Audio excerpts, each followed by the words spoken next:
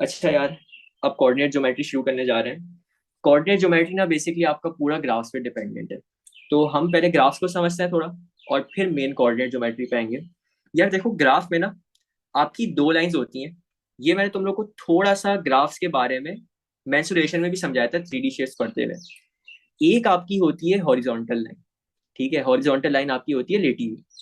और एक आपकी होती है वर्टिकल लाइन, जो आपकी लाइक बिल्कुल अपराइट पोजीशन में स्टैंड कर रही होती है। अब जो हॉरिजॉन्टल लाइन है ना, हॉरिजॉन्टल लाइन हमारी होती है एक्स एक्सिस की। कौन सी एक्सिस? X axis. और वर्टिकल लाइन जो है ये हमारी होती है वाई एक्सिस। ओ लेवल्स के सिलेबस में हम सिर्फ दो ही एक्सिस पढ़ते हैं, एक एक्स एक्सिस और एक वाई एक्सिस। अब ये हॉरिजॉन्टल और वर्टिकल नाम याद रखना भी ना इम्पोर्टेंट है। तो तुम लोग वाई एक्सिस को याद कैसे कर सकते हो? यार, वर्टिकल लाइन, वर्टिकल लाइन क्या है? वाई एक्सिस की। और वी, वर्टिकल की वी को हम वाई बना सकते हैं, तो मैंने अपने टाइम पे सीधा याद किया था। वी आपका वाई बन जाता है। तो ये आपकी वर्टिकल लाइन है। अच्छा, अब इसमें भी ना थोड़ी चीजें हैं। पहली ये कि यार, आपका वाई एक्सिस और आपका एक्स एक्सिस एक जगह पे जाके ना इंटरसेक्ट करता है। इंटरसेक्ट मतलब एक जगह पे जाके मीट करता है। और वो पॉइंट आपका ये वाला, इसको ब्लू से रिप्रेजेंट कर लेता है। वो पॉइंट आपका ये वाला है। जिस पॉइंट पे आपके ये दोनों एक्सिस मीट करते हैं, ये आपके क्या कहलाते हैं? ये आपके ओरिजिन कहलाते हैं। ओरिजिन का मतलब होता है ये आपका स्टार्ट है। ये आपका बिल्कुल स्टार्ट है। अब देखो, सबसे पहली चीज, एक्स एक्सिस की बात करते हैं। अगर इस स्टार्टिंग पॉइंट से तुम राइट साइड पे मूव कर रहे हो, तो यहाँ पे तुम्हें सारी पॉजिटिव वैल्यूज मिलेंगी। यानी एक्स एक्सिस की सारी पॉजिटिव वैल्यूज मिलेंगी। और अगर इसी ओरिजिन से तुम राइट साइड मूव कर रहे हो, तो एक्स एक्सिस पे सारी तुम्हें नेगेटिव वैल्यूज मिलेंगी। ठीक है, ये एक्स एक्सिस की बात हो गई। इसी तरह वाई एक्सिस पे, अगर ओरिजिन से तुम टॉप की साइड जा रहे हो, ओरिजिन से ऊपर की साइड मूव कर रहे हो, तो यहाँ पे तुम्हें वाई की सारी पॉजिटिव वैल्यूज मिलेंगी। और अगर ओरिजिन से तुम नीचे की साइड जा रहे हो, तो यहाँ पे तुम्हें वाई एक्सिस की सारी नेगेटिव वैल्यूज मिलेंगी। अच्छा देखो, एक बड़ी इंपॉर्टेंट चीज हमें ये भी याद होना चाहिए कि कहाँ पे एक्स की पॉजिटिव वैल्यू है, कहाँ पे एक्स की नेगेटिव वैल्यू है। कहाँ पे वाई की पॉजिटिव वैल्यू है, कहाँ पे वाई की नेगेटिव वैल्यू है। तो इसको मैंने एक बड़ी लेम तरीके से याद किया हुआ था, तुम लोगों के साथ में शेयर कर देता हूँ, हो सकता है किसी का फायदा हो जाए अगर किसी को याद नहीं होता। वो ये कि यार, ये ओरिजिन जो है ना, ये समझो आप हो। यहाँ से अगर आप सीधे रास्ते पे जा रहे हो तो पॉजिटिविटी है। ठीक है। और यहाँ से अगर आप उल्टे रास्ते पे जा रहे हो, लेफ्ट को उल्टा कहते हैं ना, अगर और आप इस रास्ते से उल्टे हाथ पे जा रहे हो तो नेगेटिविटी है। मतलब रियल लाइफ से अगर तुम लोग इसको रिलेट कर लो। और इसी तरह अगर आप यहाँ खड़े हो, यहाँ से ऊपर की साइड जा रहे हो तो पॉजिटिविटी है। और अगर यहाँ पे खड़े हो, यहाँ से के नीचे की साइड जा रहे हो तो नेगेटिविटी है। मैंने इस तरीके से अपने टाइम पे याद किया था, क्योंकि मुझे भी इस तरह से याद नहीं होते थे। ठीक है। अब यहाँ पे एक दफा थ्योरी पढ़ लो। Vertical line is called y axis, horizontal line is called x axis. The point where both the axis meet is called origin. जहां पे आपकी वाई एक्सिस और एक्स एक्सिस की लाइन मिले, वो आपका ओरिजिन कहलाता है। यानी यहाँ से आपकी बाकी की लाइन ओरिजिनेट होगी। इसको हम एक और पर्सपेक्टिव से देख सकते हैं। ओरिजिन से ही आपकी सारी लाइंस ओरिजिनेट होती हैं, यानी यहीं से आपकी स्टार्ट होती है। ठीक है। अच्छा यार, ये बात जो अभी मैंने तुम लोगों को बताई कि इस ओरिजिन से अगर राइट साइड मूव करूं तो एक्स की पॉजिटिव वैल्यूज हैं, इसको ना लिख के कर लेते हैं। अगर तो आप ओरिजिन के राइट साइड पे जा रहे हो तो पॉजिटिव, कलर चेंज कर लेते हैं, आ, इसको वाइट से करते हैं। एक मिनट। हाँ, अगर ओरिजिन से राइट साइड जा रहे हो तो पॉजिटिव वैल्यूज मिलेंगी एक्स की, पॉजिटिव वैल्यूज ऑफ एक्स। इसी तरह अगर ओरिजिन से लेफ्ट जा रहे हो तो फिर आपको मिलेंगी नेगेटिव वैल्यूज ऑफ एक्स। और इसी तरह हमने अभी बात की एक्स एक्सिस की।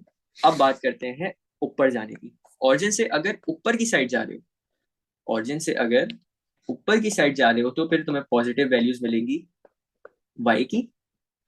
और अगर ओरिजिन से नीचे की साइड जा रहे हो तो तुम्हें नेगेटिव वैल्यूज मिलेंगी वाई की। ये पॉइंट बड़े इंपॉर्टेंट है। अच्छा यार, अब मुझे एक चीज बताओ। अभी मैं तुम लोग को ये तो बता दिया कि राइट साइड जा रहे हो, लेफ्ट साइड जा रहे हो, ऊपर जा रहे हो, नीचे जा रहे हो, तो कौन कौन सी वैल्यूज मिलेंगी। अब ना जरा इसको बात करते हैं प्रॉपर टर्म्स में। पॉजिटिव नेगेटिव सब हटा दो। ओरिजिन से राइट साइड जाने पे पॉजिटिव वैल्यूज मिलेंगी। तो स्टार्ट आपका 0 के बाद कहाँ से होगा? ऑरिजिन हमारा 0 होता है, वहां से आपका पहला नंबर पॉजिटिव का क्या आएगा?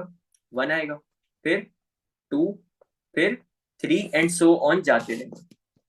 इसी तरह वाई एक्सिस की अगर बात करें, ऑरिजिन से ऊपर जाने में पॉजिटिव वैल्यूज आएंगी ना, तो पहला पॉइंट जो आपका आएगा वो क्या आएगा? 1 आएगा, दूसरा पॉइंट क्या आएगा? 2, तीसरा पॉइंट आएगा 3 एंड सो ऑन जाते रहेंगे। इसी तरह ऑरिजिन से लेफ्ट साइड जाने पे अब नेगेटिव वैल्यूज आ रही है ना, तो नेगेटिव में सबसे पहला नंबर क्या होगा 0 के बाद? -1 होगा, फिर -2 होगा, फिर -3 होगा। एंड इसी तरह वाई एक्सिस की नेगेटिव साइड के लिए भी नीचे जा रहे हैं तो नेगेटिव चीजें आएंगी, तो -1, -2 और -3। पॉइंट्स तो हमने मार्क कर लिए, ठीक है यार। अगर अब मैं यहाँ पे एक रैंडम पॉइंट मार्क करूं, लेट्स से ये वाला, इसको नाम देते हैं ए का। यार पॉइंट ए के तुम कैसे बताओगे कि तुम पॉइंट ए पे कहाँ खड़े हो? मतलब एक जैसे अगर हम इसको किसी को हम रियल लाइफ में रास्ता समझा रहे हो कि हम कहाँ खड़े हुए हैं, तो हम उसको एरिया बताते हैं, हम नियरेस्ट लोकेशन बताते हैं कि इसके करीब हूँ, या कोई गाड़ी खड़ी हुई है, या इस तरह का कोई फेमस दुकान है, उसको हम बता रहे होते हैं ना, इस तरह की चीजें। इसी तरह पॉइंट्स को डिफाइन करने के लिए हम उसका एक्स एक्सिस का पॉइंट और वाई एक्सिस पे पॉइंट डिफाइन करते हैं। इस पॉइंट से अगर मैं ऊपर जाऊं, तो एक्स एक्सिस का कौन सा पॉइंट आ रहा है? 2, तो मैं यहाँ पे बोलूंगा 2, कॉमा इस पॉइंट से वाई एक्सिस का कौन सा पॉइंट आ रहा है? -3, तो इसका आंसर आएगा 2, -3।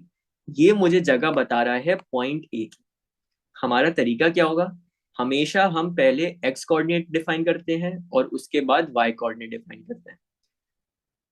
इसको याद कैसे करना है? अल्फाबेटिकल ऑर्डर में पहले एक्स आता है, फिर वाई आता है। तो एक्स कोऑर्डिनेट के लिए हम हमेशा अपनी वर्टिकल मूवमेंट करते हैं, यानी ऊपर या नीचे की साइड जाते हैं, तो ये आपका एक्स कोऑर्डिनेट आएगा, यहाँ पे एक्स का कोऑर्डिनेट 2 है। और वाई कोऑर्डिनेट बताने के लिए हमेशा हम हॉरिजॉन्टल मूवमेंट करते हैं। तो ए से जब हम इधर जाएंगे तो पॉइंट -3 आएगा। ये था हमारा एक स्टैंडर्ड फॉर्मेट अपने कोऑर्डिनेट्स को लिखने का, और ये चीज मैंने नीचे लिख भी दी है कि this is the standard format of writing coordinates, और ये आपका एक्स कॉमा वाई है, ठीक है। अब यार असल में ना ग्राफ तो हमें समझ आ गई, हमने कोऑर्डिनेट ज्योमेट्री में ग्राफ्स की डिफरेंट चीजें निकालनी होती हैं, तो आपके इसमें फॉर्मूलाज भी बहुत सारे हैं, ठीक है। देख के परेशान नहीं होना, हम ये काम करेंगे, जितने भी फॉर्मूलाज होंगे हम यहाँ फर्स्ट पेज पे लिखते हुए जाएंगे, और कॉन्सेप्ट इनके आगे चलते हुए पढ़ते हुए जाएंगे। देखो सबसे पहले अगर ये हमारे पास एक ग्राफ है, तो देखो यहाँ पे ग्राफ पे आपके पास ये एक्स एक्सिस की पॉजिटिव वैल्यूज हैं, एक्स एक्सिस की नेगेटिव वैल्यूज हैं, फिर वाई की पॉजिटिव वैल्यूज हैं और वाई की नेगेटिव वैल्यूज हैं। अगर यहाँ पे मैं लेट से एक पॉइंट मार्क कर दूं, इधर मार्क कर लेते हैं, ये मैंने एक पॉइंट मार्क किया, और एक और पॉइंट हम मार्क कर लेते हैं, ये वाला। यार ये पॉइंट को कैसे डिफाइन करेंगे? अभी मैंने बताया इनके कोऑर्डिनेट से डिफाइन करेंगे, एक्स कॉमा वाई की फॉर्म में। तो एक काम करते हैं, इस पॉइंट को नाम देते हैं ए का, इस पॉइंट को नाम दे देते हैं बी का। तो ए के कोऑर्डिनेट्स क्या होंगे? यार ए की एक्स एक्सिस वैल्यू पे चले जाओ, कितनी है? 7। तो ए के कोऑर्डिनेट आएंगे 7 कॉमा, ए की वाई वैल्यू पे चले जाओ, वो कितनी है? 5। तो ए के पॉइंट्स आए 7,5, ए के कोऑर्डिनेट्स आए 7,5। बी के देख लेते हैं, बी की एक्स वैल्यू क्या है? 3 है, और बी की वाई वैल्यू क्या है? 1 है। देखो ये दो पॉइंट्स है ना, अभी तक मैं यहाँ पे कोई कोऑर्डिनेट ज्योमेट्री नहीं लगाई, लेकिन अगर मैं इस पॉइंट को, इन दोनों पॉइंट्स को एक लाइन के थ्रू जोड़ दूं, अब यहाँ पे हमारी कोऑर्डिनेट ज्योमेट्री लगना शुरू होगी। कैसे? यार देखो, सबसे पहले जो चीज हम निकालते हैं एक लाइन की, ये आपकी एक स्ट्रेट लाइन है, ठीक है। स्ट्रेट लाइन के मतलब यहाँ पे कोई कर्व वगैरह नहीं है, ये डायरेक्ट एक स्केल से खिंची हुई line point A to point B जा रही है। इस लाइन का हम सबसे पहले निकालते हैं ग्रेडियंट। अब ग्रेडियंट क्या है? ग्रेडियंट आसान लफ्जों में हम कहते हैं स्लोप। स्लोप क्या होता है? स्लोप आपकी होती है स्टीपनेस, ठीक है। स्लोप आपकी क्या होती है? स्टीपनेस। अब स्टीपनेस क्या है? यार एक लाइन आपकी कितनी टेढ़ी है। अब ये लाइन जितनी टेढ़ी है ना, हमने ये बतानी है कि न्यूमेरिकल वैल्यूज में ये लाइन कितनी टेढ़ी है। अब इसको बताने का ना एक फॉर्मूला है। पहले मैं बिल्कुल वेग ट्रांस से बात करूंगा, और फिर मैं तुम लोग को इसके ओरिजिनल फॉर्मूले की तरफ लेके जाऊंगा। ग्रेडियंट हम निकालते हैं change in value of y divided by change in value of x। देखो, हम सबसे पहले y की वैल्यूज का चेंज निकालेंगे, फिर हम निकालेंगे x की वैल्यूज का चेंज, और उन दोनों को आपस में डिवाइड कर देंगे। चेंज का क्या मतलब है यार? चेंज का मतलब होता है कितना फर्क है। चेंज का क्या मतलब है? कितना फर्क पड़ा है। अब यार जरा हम ना इस पे आ जाते हैं। अभी जो हमने सबसे पहली लाइन की है, इसको नाम देते हैं लाइन 1। लाइन 1 के दो कोऑर्डिनेट्स हमें पता है, एक पॉइंट बी पता है, एक पॉइंट ए पता है। यहाँ पे जरा बात करते हैं इसकी, कि लाइन 1 की वर्किंग कर रहे हैं हम।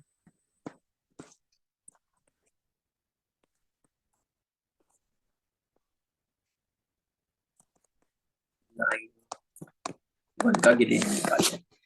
अब यार लाइन 1 में आपके दो वैल्यूज है। एक्स की एक वैल्यू 3 है, एक्स की एक वैल्यू 7 है, वाई की एक वैल्यू 1 है, वाई की एक वैल्यू 5 है। तो अब हम दोनों को तो ये नहीं बोल सकते ना कि ये आपका x कॉमा वाई है और ये भी आपका x कॉमा वाई है। अगर हम दोनों को x कॉमा वाई लिख दें, हमें फर्क कैसे पता चलेगा? हम तो 7 को भी x बोलेंगे, हम 3 को भी x बोलेंगे, कंफ्यूजन हो जाती है ना। हम इसमें डिफ्रेंशिएट करने के लिए बोलते ये हैं कि कोई भी एक कोऑर्डिनेट उठाओ। लेट से मैं a का कोऑर्डिनेट उठा रहा हूँ, ठीक है? अरे यार क्या मजाक है। चलो, a का कोऑर्डिनेट उठाओ और उनको ना डिफरेंशिएट करने के लिए पॉइंट्स दे दो। लेट से x1 कर दो और y1 कर दो, और दूसरे जो पॉइंट्स है ना आपको, जैसे एक को हमने 1 नाम दिया, इसी तरह दूसरे को x2 और y2 नाम दे देंगे। इसको एक मिनट मिटा रहा हूँ। ये आपके कोऑर्डिनेट्स हो जाएंगे x2 और y2। अब देखो फर्क पता चल रहा है। अगर हमसे पूछे कि x1 की वैल्यू क्या है, हम बोल देंगे 7 है। अगर हमसे पूछे x2 की वैल्यू क्या है, हम बोल देंगे 3 है। लेकिन अगर हमसे पहले वो पूछता है कि x की वैल्यू क्या है, तो आप बोलते 7 भी है और 3 भी है। तो ये काम नहीं करते। हम डिफरेंशिएट करने के लिए x1 y1 और x2 y2 नाम देते हैं। अच्छा, अब इसके कुछ रूल्स हैं। पहला रूल ये कि अगर आपने एक कोऑर्डिनेट के एक पॉइंट को सॉरी एक पॉइंट के एक कोऑर्डिनेट को x1 नाम दिया है, तो दूसरे को y1 ही देना है, y2 नहीं दे सकते। अगर एक 1 है तो दूसरा भी 1 होना चाहिए। इसी तरह यहाँ पे अगर x2 है तो दूसरा y1 नहीं हो सकता, दूसरा भी y2 होना लाजमी है। जहां पे 1 है वहां पे 1 आएगा, x के साथ और y के साथ। पहली चीज। अब आ जाओ, इसका डिफरेंस निकालना है। तो हमारा जो ग्रेडियंट का एक्चुअल फॉर्मूला होता है ना, या चेंज कैसे निकालेंगे? हम बोलेंगे कि दोनों वैल्यूज को आपस में सब्ट्रैक्ट कर दो y की। तो हमारा जो फॉर्मूला बनता है वो बनता है y2 माइनस y1। ये y का चेंज आ जाएगा, डिवाइडेड बाय, यार मुझे बताओ, यहाँ पे पहले हमने क्या लिखा है? y2 लिखा है ना, तो नीचे x की भी पहले कौन सी वैल्यू आएगी? x2 की। तो y2 minus y1 divided by x2 minus x1।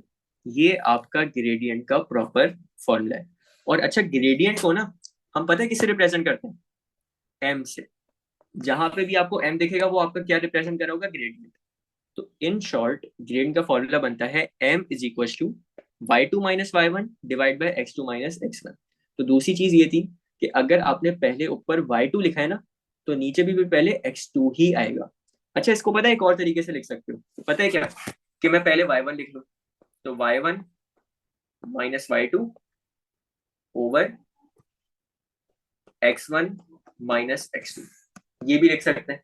बस शर्त ये है कि अगर पहला 1 है तो नीचे भी पहला 1 होना चाहिए। ये नहीं है कि ऊपर y1 माइनस y2 है और नीचे x2 माइनस x1 है, ये चीज गलत हो जाएगी। तो अब इस चीज को हम पहले अपने फॉर्मूले वाले पेज पे जाके लिख लेते हैं कि सबसे पहले जो हमने फॉर्मूला सीखा है वो हमने सीखा है ग्रेडियंट का। ग्रेडियंट को हम रिप्रेजेंट करते हैं m से।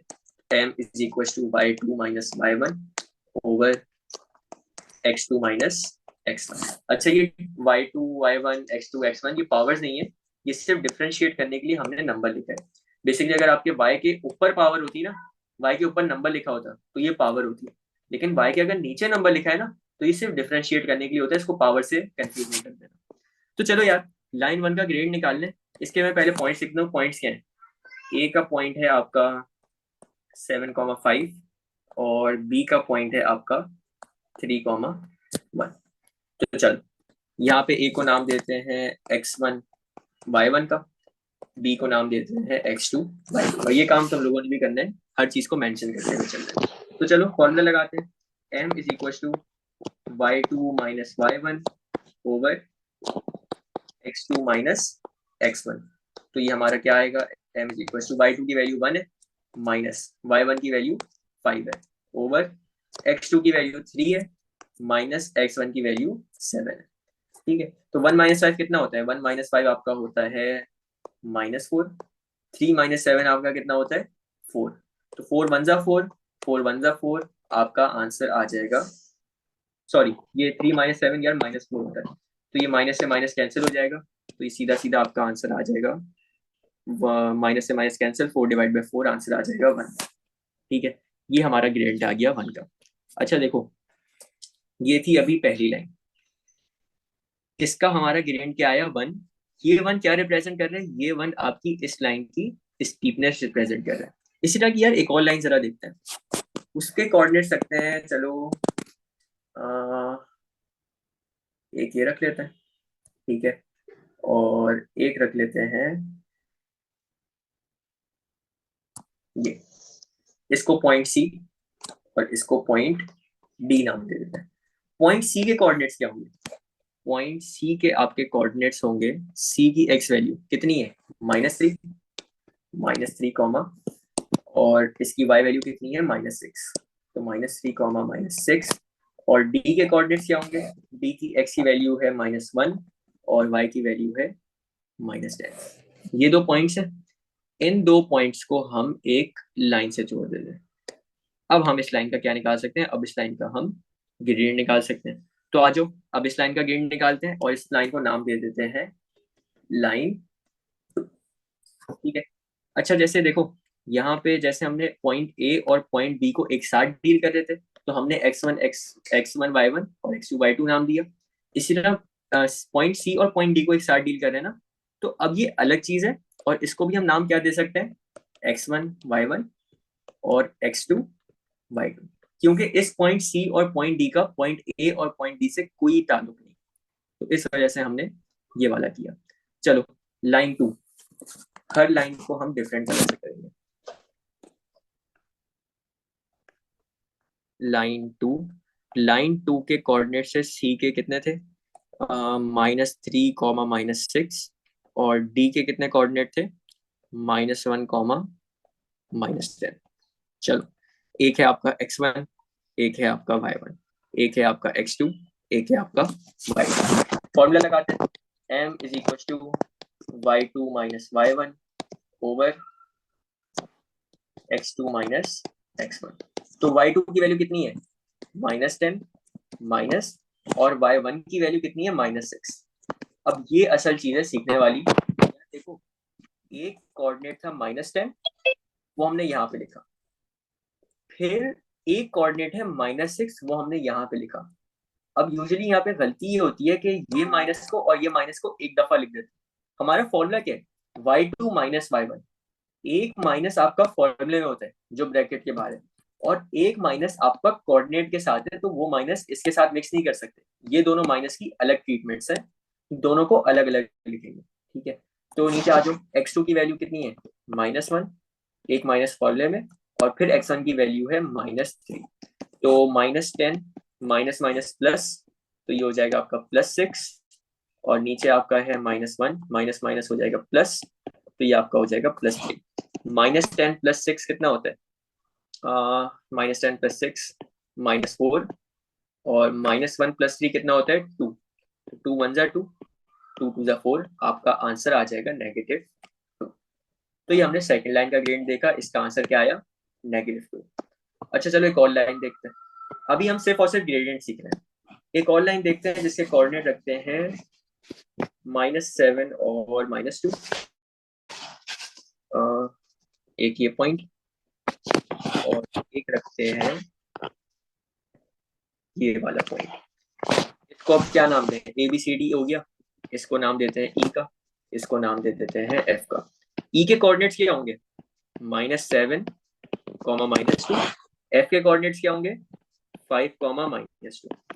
देख रहे हो मैंने पहले क्या किया, मैंने x की वैल्यू लिखी -7, फिर मैंने y की वैल्यू लिखी -2। इसी तरह यहाँ पे f की पहले x की वैल्यू लिखी 5 और उसकी y की वैल्यू लिखी -2। इन दोनों को एक लाइन से जोड़ देते हैं, निकाल अगेन इसको भी हम क्या नाम देंगे x1 y1, इसको क्या नाम देंगे x2 y2, और ये है हमारी लाइन 3। चलो लाइन 3 का ग्रेड निकालते हैं।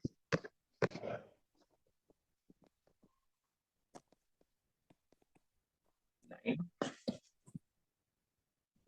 3, तो यहाँ पे आपका पॉइंट ई था, ई के कोऑर्डिनेट्स क्या थे -7 कॉमा -2, और एफ के कोऑर्डिनेट्स क्या थे 5 कॉमा -2। तो ये आपकी x1 y1 की वैल्यू है, ये x2 और y2 की वैल्यू है। चलो तो फॉर्मूला होता है हमारा m is equal to y2 minus y1 over x2 minus x1। तो m इज इक्वल टू, एक मिनट, इक्वल टू y2 की वैल्यू है -2 माइनस, और इसकी वैल्यू आपकी क्या है -2, y2 माइनस y1 हो गया, और फिर x2 की वैल्यू है 5 माइनस और एक माइनस क्वेश्चन में गिवन है, तो -2 माइनस माइनस प्लस +2 हो जाएगा, और divide by 5 minus minus plus, तो 5 + 7, -2 + 2 आपका 0 होता है, और 5 + 7 आपका कितना होता है 12। 0 को किसी भी नंबर के साथ डिवाइड या मल्टीप्लाई करो तो आपका आंसर आ रहा होता है 0। तो ये हमारा थर्ड लाइन का ग्रेडियंट आ गया कितना 0। इसी तरह एक और लाइन कर लेते हैं। अब हमारे पास कलर भी एंड हो गए, एक नया कलर ले आते हैं। चलो कलर कौन सा लाएं, पिंक ले आते हैं। आखिरी लाइन हम देखते हैं, एक पॉइंट ये, और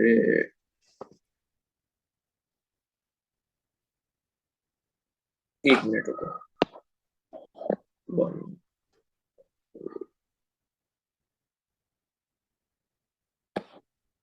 एक मिनट, एक गलती है, वो ये है कि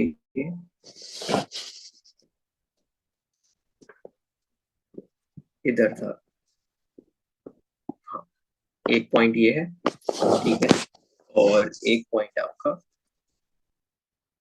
ये है। तो A B C D E F point हो गए ना, तो ये पॉइंट जी दे देते हैं। पॉइंट जी के कोऑर्डिनेट्स क्या होंगे, इसकी पहली एक्स की वैल्यू 1 है और वाई की वैल्यू -11 है। इसी तरह पॉइंट एच, इसको नाम दे देते हैं।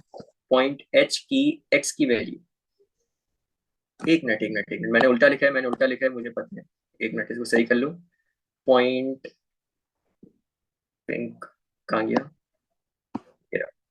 इसकी एक्स की वैल्यू -11 थी और वाई की वैल्यू 1 थी, मैंने गलती की है।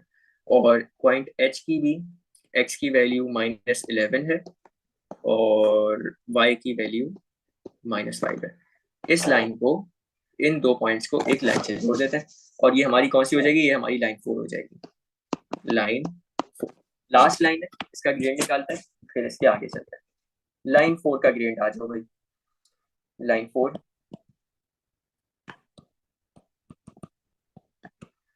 तो यहाँ पे आपका पॉइंट जी क्या था -11,1, ऐसा ही है। जी के पॉइंट है -11,1, और पॉइंट एच के कोऑर्डिनेट्स हैं -11, -5। चलो ग्रेडियंट निकालते हैं, x1 y1 x2 y2। Solve करते हैं इसको। फॉर्मूला होता है हमारा m is equal to y2 minus y1 over x2 minus x1।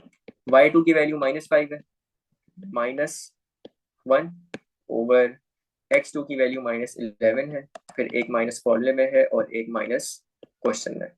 तो माइनस माइनस प्लस, 5 + 1 = 6, ये -6 होगा, और ये -11 + 11 हो जाएगा। तो -6 डिवाइडेड बाय -11 + 11 कितना होता है 0। अब देखो एक चीज होती है कि 0 आपका न्यूमरेटर में, 0 अगर तो आपका न्यूमरेटर में है ना, तो इसका मतलब है कि बाकी नंबर 0 के साथ डिवाइड हो रहे हैं, तो इसका आंसर हमेशा क्या होता है 0। लेकिन अगर 0 आपका डिनोमिनेटर में आ जाता है ना, इसका आंसर जब आप कैलकुलेटर में करोगे तो आंसर वो देगा मैथ एरर। मैथ एरर का मतलब ये होता है कि ये चीज सॉल्वेबल नहीं है, और इसका आंसर आप क्या बोलोगे कि एन जो है इसका इन्फिनिट है, यानी इसमें कोई रोक टोक नहीं। अच्छा चलो मैं इसका तुम्हें कॉन्सेप्ट देता हूँ। लेट से एक जगह बना लेते हैं, यहाँ पे एक बॉक्स बना लेते हैं,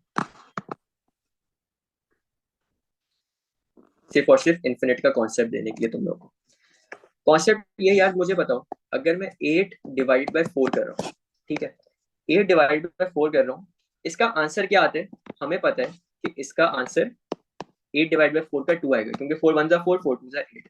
असल में पता है होता क्या है, ये जो आपका डिनोमिनेटर है, ये हमें ऊपर वाले नंबर से सब्ट्रैक्ट करना होता है।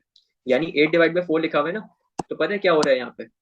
8/4 का मतलब है कि हमने 8 में से 4 को एक दफा सब्ट्रैक्ट किया, एक दफा सब्ट्रैक्ट किया, आंसर क्या बचा होगा? 8 - 4 = 4। और फिर हम 4 में से एक और दफा जब 4 सब्ट्रैक्ट करेंगे दूसरी दफा, तो फिर हमारा आंसर क्या आएगा? 0। बेसिकली हम अपने न्यूमरेटर में से डिनोमिनेटर को सब्ट्रैक्ट करते जाते हैं, करते जाते हैं, करते जाते हैं, जब तक करते हैं जब तक आपका आंसर 0 नहीं आ जाता। तो यहाँ देखो, हमने 4 को कितनी दफा सब्ट्रैक्ट किया? एक ये और एक ये, दो दफा सब्ट्रैक्ट किया ना, इसकी वजह से आंसर क्या आया? 2। इसकी एक और एग्जांपल लो, 2/2। इसका मतलब है 2 में से हम 2 को एक दफा सब्ट्रैक्ट करेंगे, तो आंसर क्या आ जाएगा? 0। आगे करने की जरूरत ही नहीं, क्योंकि 0 तक जाना होता है ना। तो हमें पता है 2/2 का आंसर क्या होता है? 1। तो इस वजह से हमने 1 कैसे आया? क्योंकि हमने 2 को सिर्फ एक ही दफा सब्ट्रैक्ट किया। लेकिन यार अगर लिखा है आपका बॉक्स छोटा पड़ गया, चलो बॉक्स छोड़ दो, 8/0। तो यार 8 को तुम कितनी दफा सब्ट्रैक्ट करोगे 0 से? क्या आपका 0 है? ये तो तुम करते ही रहोगे ना, कभी 0 आ ही नहीं सकता, क्योंकि आप 8 में से कुछ सब्ट्रैक्ट ही नहीं कर रहे, -0 -0 -0 करते हुए जा रहे हो। इसका मतलब है आप इन्फिनिट टाइम करते रहोगे। तो इस वजह से जब भी डिनोमिनेटर में 0 आ जाता है ना, तो हम बोलते हैं कि इसका आंसर इन्फिनिट है। ठीक है, अब देखो मैं तुम लोग को 4 लाइन्स करवाई, 4 लाइन मैंने करवाई।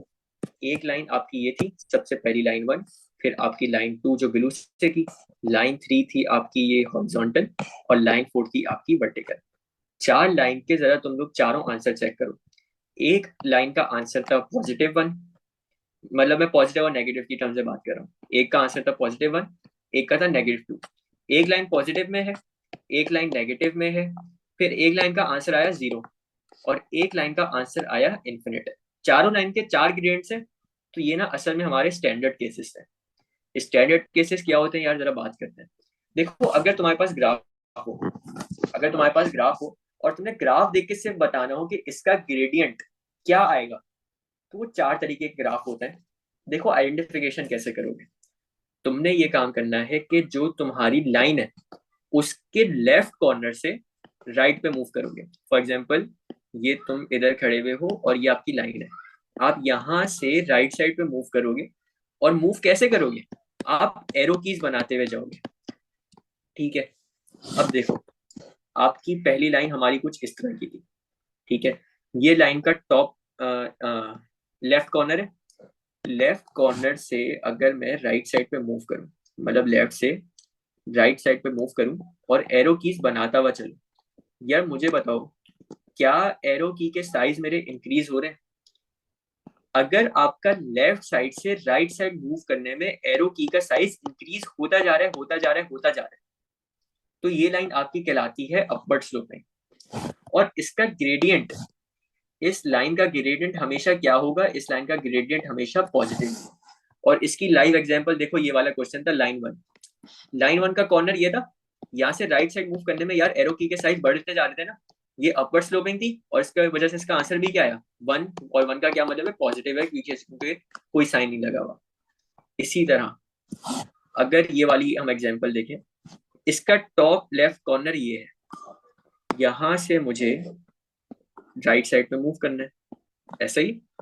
और सबसे पहले ये एरो बनेगा, फिर ये एरो बनेगा, फिर ये एरो बनेगा, फिर ये एरो बनेगा, एरो छोटा होता जा रहा है, होता जा रहा है, होता जा रहा है। तो अगर आपका लेफ्ट से राइट मूव करने में एरो का साइज कम होता जा रहा हो ना, ये लाइन आपकी कहलाती है डाउनवर्ड स्लोपिंग। और इसका ग्रेडियंट हमें पता है क्या आएगा? हमेशा नेगेटिव आएगा। इसकी लाइव एग्जांपल ये वाली थी, ये लाइन 2 की। देखो, ये इसका टॉप था, यहाँ के टॉप से तुम राइट, या पेन नहीं दिख रहा मुझे पता है, यहाँ से राइट साइड मूव करोगे, सबसे पहले इतना बड़ा एरो होगा, फिर छोटा आएगा और फिर छोटा आएगा। एरो की का साइज डिक्रीज हो रहा है ना, तो जहां पे भी एरो की का साइज डिक्रीज हो वो आपकी डाउनवर्ड स्लोपिंग लाइन होती है, और उसको हम क्या कहते हैं, इसका ग्रेडियंट हमेशा नेगेटिव होगा। और इसका तुम आंसर देखो, लाइन 2 का हमने ग्रेडियंट निकाला था, क्या आ रहा था, -2, नेगेटिव आ रहा है ना। ये था हमारा सेकंड केस। थर्ड केस, हमारी हॉरिजॉन्टल लाइन।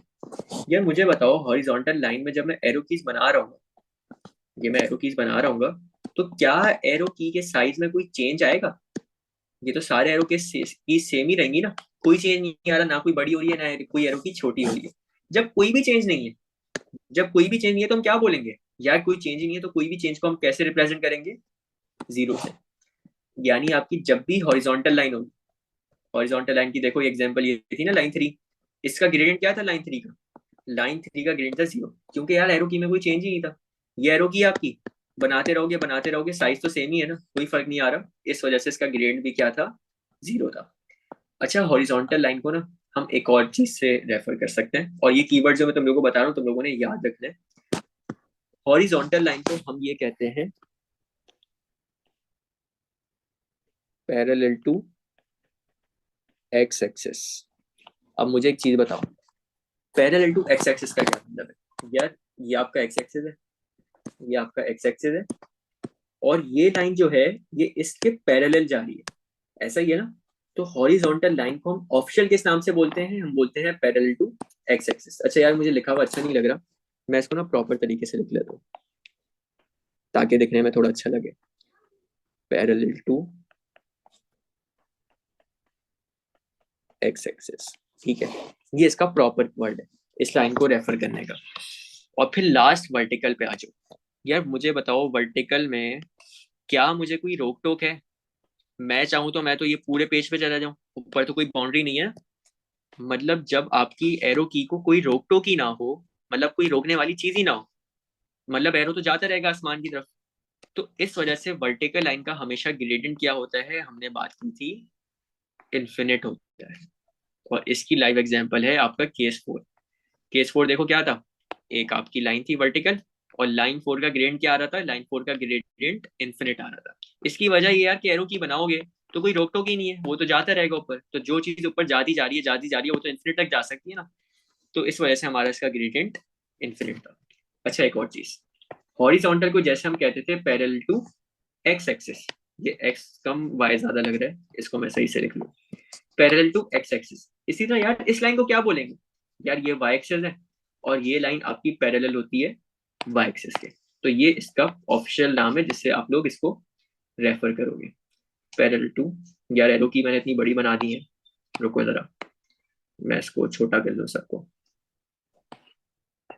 डुप्लीकेट, चलो अब साफ सुथरा लग रहा है। और ये इसका क्या नाम होगा, पैरेलल टू वाई एक्सिस। अच्छा देखो यार, ये जो अभी मैं तुम लोग को ग्रेडियंट करवाया ना, इसका कोऑर्डिनेट ज्योमेट्री में कोई काम नहीं है, ठीक है, सीधी बात है, इसका कोऑर्डिनेट ज्योमेट्री में कोई काम नहीं है। लेकिन कोऑर्डिनेट ज्योमेट्री का जो सेकंड पार्ट है ना, सेकंड पार्ट क्या है, शेडिंग इनइक्वालिटीज, उसमें ये यूज होती है, ठीक है। यानी अभी हम कोऑर्डिनेट ज्योमेट्री के बाद एक और चैप्टर पढ़ेंगे बिल्कुल इसके बाद, शेडिंग इनइक्वालिटीज का, उसमें आपको ग्रेडियंट की पहचान होनी चाहिए।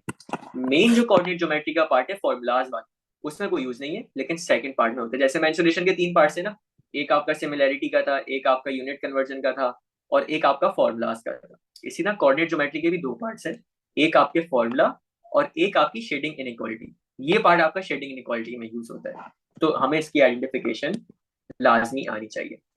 अच्छा, ग्रेडियंट का एक और टॉपिक है। ग्रेडियंट के देखो, मैंने सबसे पहले तुम लोग को क्या कराया, सबसे पहले मैंने तुम लोग को फॉर्मूला कराया, फिर मैंने तुम लोग को ग्रेडियंट के स्टैंडर्ड केसेस सिखा दिए। इसी तरह ग्रेडियंट का एक और टॉपिक होता है पैरेलल लाइन और परपेंडिकुलर लाइंस का, वो मैं तुम लोग को एंड में कराऊंगा। मुझे कुछ और टॉपिक्स कराने हैं, मतलब इसी कोऑर्डिनेट ज्योमेट्री में कुछ और टॉपिक्स कराने हैं, उसके बाद मैं वापस इस पेज पे आऊंगा, और यहाँ पे तुम लोग को पैरेलल और परपेंडिकुलर लाइन का कॉन्सेप्ट कॉन्सेप्ट करवाऊंगा, ठीक है। अच्छा, अच्छा अगले पॉइंट पे आ जाओ। यार सबसे पहले हम लोगों ने ग्रेडियंट किया। ग्रेडियंट क्या होता है, आपकी स्लोप होती है। स्लोप क्या होता है, आपकी स्टीपनेस होती है। स्टीपनेस क्या है, आपकी लाइन कितनी टेढ़ी है। ठीक है, उसके हमने 4 केसेस देखे। अब अगली चीज हम करने जा रहे हैं 2 पॉइंट्स के बीच में डिस्टेंस। ठीक है, अब यार डिस्टेंस कैसे निकालते हैं? मैं सबसे पहले तुम लोग को एक बड़ी आसान सी एग्जांपल दे रहा हूँ, ताकि तुम लोग के दिमाग में ना एक कॉन्सेप्ट बैठ जाए। लेट्स से एक पॉइंट है 5 और एक पॉइंट है 2। ये लाइन है हमारी, और इसके कोऑर्डिनेट्स लिख लेते हैं। एक्स की वैल्यू यहाँ पे -4 है, ठीक है, और यहाँ पे वाई की वैल्यू 5 है। इसी तरह यहाँ पे एक्स की वैल्यू -4 है और वाई की वैल्यू 2 है। ठीक है, ये एक लाइन आ गई। यार इस लाइन का डिस्टेंस कैसे निकालोगे? अब देखो, डिस्टेंस ना 3 चीजों के निकाले जा सकते हैं। एक आपका वर्टिकल डिस्टेंस, यानी आपकी एक वर्टिकल लाइन हो, ठीक है। फिर आपका आता है हॉरिजॉन्टल डिस्टेंस, हॉरिजॉन्टल यानी पैरेलल टू एक्स एक्सिस वाली लाइन। और फिर आपकी आती है एक स्लांट डिस्टेंस, यानी जो आपकी लाइन टेढ़ी मेढ़ी होती है, ना वर्टिकल होती है ना हॉरिजॉन्टल होती है। तो सबसे पहले बात करते हैं वर्टिकल डिस्टेंस कैसे निकलेगा। यार वर्टिकल डिस्टेंस मुझे बताओ, वर्टिकल डिस्टेंस कैसे निकालोगे मुझे बताओ। ये इधर पॉइंट क्या है? 5 है। ये इधर पॉइंट क्या है? 2 है। यार 5 और 2 में कितना फर्क है? 5 - 2 क्या आंसर आएगा? 3। ये बेसिकली यहाँ का डिस्टेंस है। ये इस लाइन की लेंथ है, या इसको तुम बोल सकते हो डिस्टेंस। असल में पता है हुआ क्या, कभी भी आपको वर्टिकल डिस्टेंस निकालना हो ना, ये पढ़ाते नहीं है, मैं तुम लोग को पढ़ा रहा हूँ, क्योंकि ये यूज होता है और बच्चे इस कॉन्सेप्ट में थोड़ा मार खाते हैं। 2 पॉइंट्स के बीच का डिस्टेंस निकालना हो और लाइन आपकी वर्टिकल हो, कैसे निकालोगे? यार वर्टिकल लाइन के लिए ना, वर्टिकल एक्सिस कौन सा होता है? Y axis. ऐसे ही है, वर्टिकल एक्सिस कौन सा होता है? Y axis. तो अगर वर्टिकल डिस्टेंस निकालना है तो वाई कोऑर्डिनेट्स उठाओ, एक 5 था एक 2 था, इनका डिफरेंस निकाल लो। डिफरेंस क्या मतलब? बिगर वैल्यू माइनस स्मॉलर वैल्यू। अब ये बिल्कुल पहले चैप्टर की चीज है, डिफरेंस वाली के डिफरेंस कैसे निकलता है, बिगर वैल्यू माइनस स्मॉलर वैल्यू। तो यहाँ पे हमने क्या किया, 5 - 2 कर दिया। ठीक है, अच्छा यार इसी तरह एक और लाइन ले लेते हैं, ताकि तुम लोगों के दिमाग में थोड़ा कॉन्सेप्ट पक्का हो जाए। ये पॉइंट्स इधर कर लेते हैं, ये पॉइंट इधर कर लेते हैं, ताकि हमारी जगह बन जाए। और आ जाओ, अब एक डिस्टेंस हमने निकालना है इधर से लेके इधर तक का। यार देखो वर्टिकल लाइन है ना, तो मैं सिर्फ वर्टिकल वाले पॉइंट लिख रहा हूँ, एक्स एक्सिस का पॉइंट नहीं लिख रहा मैं। तो यहाँ पे वाई एक्सिस की क्या वैल्यू है? वाई एक्सिस की वैल्यू 4 है, और यहाँ पे वाई एक्सिस की वैल्यू क्या है? -3। तुमने वर्टिकल डिस्टेंस बताने, आसान तरीन है, डिफरेंस निकालो, बिगर वैल्यू माइनस स्मॉलर वैल्यू। बिगर वैल्यू कौन सी? ओहो, बिगर वैल्यू कौन सी होगी? 4। स्मॉलर वैल्यू कौन सी होगी? -3। तो यहाँ पे हम लोग सिंपली फॉर्मूला लगाएंगे, 4 माइनस, और फिर एक माइनस है हमारा किसमें? एक माइनस है हमारा क्वेश्चन में। तो माइनस माइनस प्लस, 4 + 3, और इसका आंसर आएगा 7। ये आपका वर्टिकल डिस्टेंस है। ठीक है, सही बताया अर्शद, बिल्कुल। तो ये आपका आंसर आ जाएगा इसका 7। सिर्फ और सिर्फ फर्स्ट चैप्टर वाला कॉन्सेप्ट है क्या, बिगर वैल्यू माइनस स्मॉलर वैल्यू करो तो तुम्हारे पास डिस्टेंस आ जाएगा वर्टिकल लाइन का। अच्छा, ये बात ही वर्टिकल लाइन की। यार इसी तरह बात कर लेते हैं हॉरिजॉन्टल लाइन की। हॉरिजॉन्टल लाइन ये वाली ले लेते हैं, हॉरिजॉन्टल लाइन एक ये ले लेते हैं, और एक पॉइंट ये ले लेते हैं। या मुझे बताओ, हॉरिजॉन्टल एक्सिस कौन सा होता है? X axis. तो अगर हॉरिजॉन्टल डिस्टेंस निकालना है तो एक्स के पॉइंट्स यूज करोगे। पहले इन दोनों के पॉइंट्स मेंशन कर लेते हैं। इधर एक्स का पॉइंट है 2, वाई का पॉइंट है -2। फिर इधर एक्स का पॉइंट है 5 और वाई का पॉइंट है -2। एक्स के पॉइंट्स कौन से हैं? 2 और 5। इसका डिस्टेंस कैसे निकालेंगे? बिगर वैल्यू यानी 5 माइनस स्मॉलर वैल्यू यानी 2। 5 - 2 कितना होता है? 3। ये इधर का डिस्टेंस आ गया। ठीक है, इसी तरह के एक और एग्जाम्पल देख लेते हैं। इसको कलर चेंज कर लेते हैं, वापस पेंग ले आते हैं। अब एक डिस्टेंस हमने निकालना है इधर से लेके इधर तक का, this point and this point. यार हॉरिजॉन्टल डिस्टेंस है ना, मैं सीधी सीधी एक्स की वैल्यू लिख रहा हूँ। यहाँ पे एक्स की वैल्यू क्या है? 4 है। यहाँ पे एक्स की वैल्यू क्या है? -5 है। हॉरिजॉन्टल डिस्टेंस निकाल लें, डिफरेंस निकाल लो, बिगर वैल्यू माइनस स्मॉलर वैल्यू। अब यहाँ पे बिगर वैल्यू यार 5 नहीं कर देना, क्योंकि 5 नेगेटिव है, नेगेटिव में उल्टा चल रहे होते हैं। तो बिगर वैल्यू यहाँ पे क्या है? 4 है। तो पेन ले आओ, बिगर वैल्यू इज 4 माइनस, और फिर एक माइनस हमारा क्वेश्चन में -5। तो 4 माइनस माइनस ये आपका हो जाएगा 4 + 5, और 4 + 5 का आंसर आ जाएगा 9। ये आपकी इधर की लेंथ आ गई। ठीक है, ये दो बड़े आसान डिस्टेंस होते हैं। क्या वर्टिकल डिस्टेंस कैसे निकालोगे? Calculate the difference between Y coordinates, और डिफरेंस का फॉर्मूला होता है, मैं लिख भी देता हूँ यहाँ पे। डिफरेंस का फॉर्मूला है, difference is equal to bigger value minus smaller value. ये हमारा डिफरेंस का फॉर्मूला है। इसी तरह हॉरिजॉन्टल डिस्टेंस में भी हम क्या करेंगे, हम लोग डिफरेंस निकाल लेंगे एक्स कोऑर्डिनेट वाले पॉइंट्स का। ये चीजें थी यार आसान। अब आगे वाली चीज पे चलने से पहले, स्लांट डिस्टेंस निकालने से पहले, इसका तुम लोग को कॉन्सेप्ट आना चाहिए, ताकि इसका फॉर्मूला तुम लोग को आसान लगे।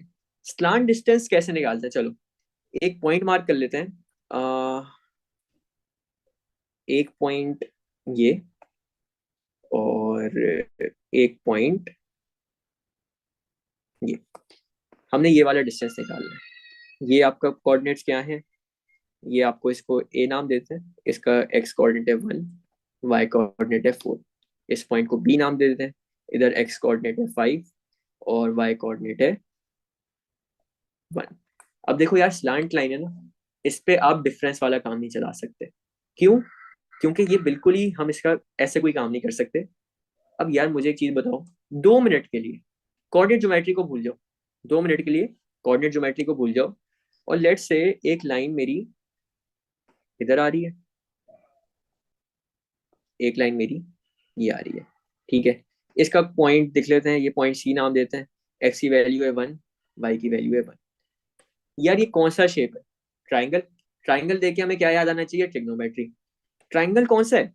Right angle triangle. यार मुझे बताओ, अगर मुझे यहां से लेके यहां तक की लेंथ, यहां से लेके यहां तक की लेंथ मालूम होती, तो क्या मैं यहां से लेके यहां तक की लेंथ निकाल सकता था? पाइथागोरस को याद आ रहा है, H square is equal to A square plus B square. चलो यहाँ पे जरा करते हैं, H square is equal to A square plus B square, ये हमारा फॉर्मूला होता है। यहाँ पे बेसिकली हमने हाइपोटेन्यूज ढूंढना है। ये लेंथ कैसे निकालेंगे? अभी तो बताया यार कि ये आपकी वर्टिकल लाइन है, ये आपकी हॉरिजॉन्टल लाइन है, इसका डिस्टेंस तो निकालना आसान होता है। वर्टिकल लाइन पे वाई की वैल्यूज देखो, एक वाई की वैल्यू 4 है, एक वाई की वैल्यू 1 है। 4 - 1 कितना होता है? 4 - 1 3 होता है। फिर इधर आ जाओ, हॉरिजॉन्टल वैल्यू एक्सेस पे, हॉरिजॉन्टल की वैल्यूज देखो, यानी एक्स की वैल्यू देखो, एक 1 है और एक 5 है। तो 5 - 1 कितना होता है? 4। आपके पास दोनों साइड आ गई, तीसरी साइड निकाल सकते हो। तो कैसे निकालोगे? आ जाओ, एच स्क्वायर अननोन है, इज इक्वल टू ए को 3 ले लेते हैं, 3 का स्क्वायर प्लस बी को 4 लेते हैं, 4 का स्क्वायर। तो H square is equal to 3 square होता है 9, 4 स्क्वायर होता है 16। H square is equal to 9 + 16 कितना होता है? 25। स्क्वायर हटाने के लिए क्या करेंगे, दोनों साइड पे अंडर रूट, तो हाइपोटेन्यूज आपका आ जाएगा 25। ये वाली लेंथ आपकी 25 है। ये पूरी चीज तुम लोग को कोऑर्डिनेट ज्योमेट्री में करनी है। कैसे करनी है? यार देखो, अब कोऑर्डिनेट ज्योमेट्री में जाहिर सी बात है, तुम्हें इस तरह के पॉइंट बना के नहीं देने वाला, और ना तुम्हें वो इस तरह की लाइन बनाने को देगा, डायरेक्ट काम करना है। पहले ना जरा आइडेंटिफाई करो कि हमने ये 3 कैसे निकाला। हमने क्या किया, हमने 4 - 1 किया, ऐसा ही है। हमने यहाँ पे 4 - 1 किया, ये 3 निकालने के लिए। और ये 4 निकालने के लिए हमने क्या किया, हमने, हाँ यार सॉरी, ये हाइपोटेन्यूज 5 होगा, मैंने गलत लिख दिया है, ये 5 है, मैं स्क्वायर करना भूल गया था, थैंक यू। ये आपका 5 है, ठीक है। अच्छा, ये 4 हमने कैसे निकाला? ये 4 हमने 5 - 1 करके निकाला, ऐसा ही है। और फिर ये 4 - 1 का आंसर क्या आया? 3। और ये 3 हमारा किधर चला गया? इधर स्क्वायर होने के लिए, यानी मैंने 4 - 1 का स्क्वायर किया होगा, और यहाँ पे 5 - 1 का स्क्वायर किया होगा। 5 - 1 4 होता है, 4 का स्क्वायर कितना हो गया? 16। 4 - 1 3 होता है, 3 का स्क्वायर कितना हो गया? 9। ये चीज समझ आ रही है? और हमने इन दोनों को यहाँ पे आपस में क्या किया, 9 + 16, हमने इन दोनों को आपस में प्लस किया, और एट दी एंड हमने इसको अंडर रूट कर दिया। ये बात अभी जो मैंने बोली, मुझे पता है नहीं समझ आई होगी, ठीक है। मुझे एक चीज बताओ, ये जो अभी हमने पूरा यहाँ पे काम किया है, अगर मैं इसको एक वेग टर्म्स में बात करूं, बिल्कुल वेग टर्म्स है, कि ये हमारी, एक मिनट यार, रेक्टेंगल क्यों नहीं बन रहा, ये आपका वर्किंग थी यहाँ की। मुझे जरा बताओ, हमारा फॉर्मूला क्या होता है? H square is equal to A square plus B square. मुझे फॉर एग्जाम्पल अभी ए और बी की वैल्यू नहीं पता, और मैंने एच की वैल्यू ढूंढनी है, यानी साइड का डिस्टेंस या लेंथ ढूंढनी है। स्क्वायर हटाने के लिए क्या करेंगे? Under root. स्क्वायर से अंडर रूट हट जाएगा, तो h इज इक्वल टू क्या आएगा, under root A square plus B square, ऐसा ही है। और फिर ये ए स्क्वायर के लिए हमने क्या किया, ए स्क्वायर हमारा क्या था, यहाँ पे 3 था, और 3 हमारा कैसा है 4 - 1 करके, ये ए की जगह हमने क्या किया 4 - 1 का स्क्वायर प्लस, और ये बी यहाँ पे क्या था, बी यहाँ पे 4 था, और ये 4 कैसा है 5 - 1 करके, 5 - 1 का होल स्क्वायर, और ये पूरी चीज अंडर रूट में। ये बातों बातों में ना मैंने तुम लोग के सामने फॉर्मूला लिख दिया जो तुम लोग को याद करना है।